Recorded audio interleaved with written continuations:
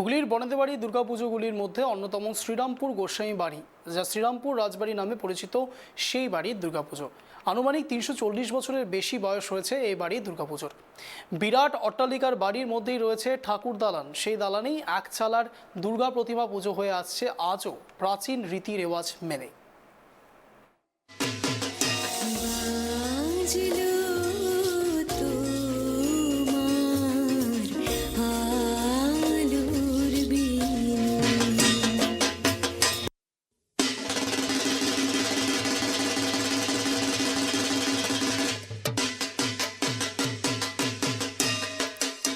নবাব আলীবর্দী খাঁয়ের শাসনকালে রামগোবিন্দ স্ত্রী মনোরমাকে নিয়ে জলপথে পাটুলি থেকে গঙ্গাসাগরের উদ্দেশ্যে যাত্রা করেছিলেন।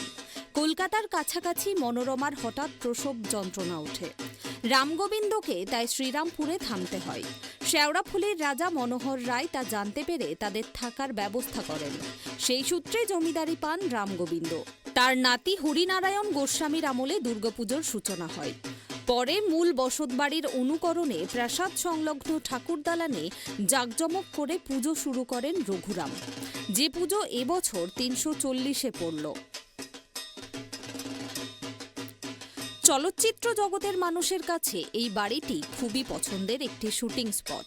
সত্যজিৎ রায় একদিন ঘুরতে ঘুরতে হাজির হন শ্রীরামপুর রাজবাড়িতে।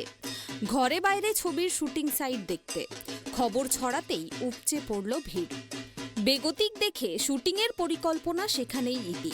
এ বাড়িতে বিভিন্ন সময়ে এসেছেন রূপলী জগতের বহু তারকা। উত্তম কুমার, সুপ্রিয়া দেবী, কে নেই সেই তালিকায়।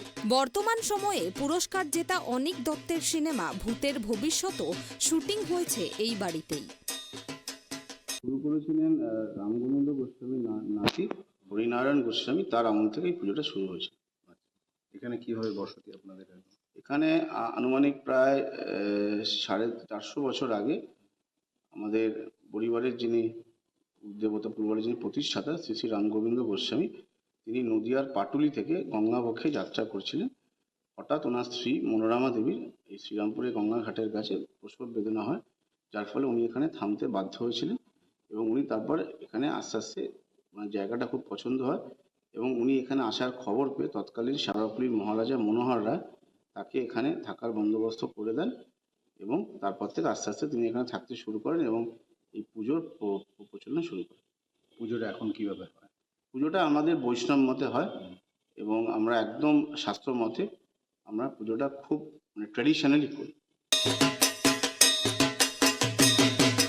একসময় এই বাড়ির দুর্গাপুজোয় বসত কবি গানের আসর। দুর্গাপুজোয় এই বাড়িতেই গান গেয়ে আসর জমিয়ে গিয়েছিলেন অ্যান্টনি ফিরিঙ্গি থেকে ভোলা ময়রা, রূপচাঁদ পক্ষীর মতো তৎকালীন সময়ের কবি গানের শিল্পীরা। পুজোর 4টে দিন রাজবাড়িতেই থাকত পাত পড়ে খাওয়া দাওয়ার ব্যবস্থা। তবে কালের নিয়মে সেই সব কিছু বন্ধ হয়ে গেলেও বন্ধ হয়নি দেবীর আরাধনা।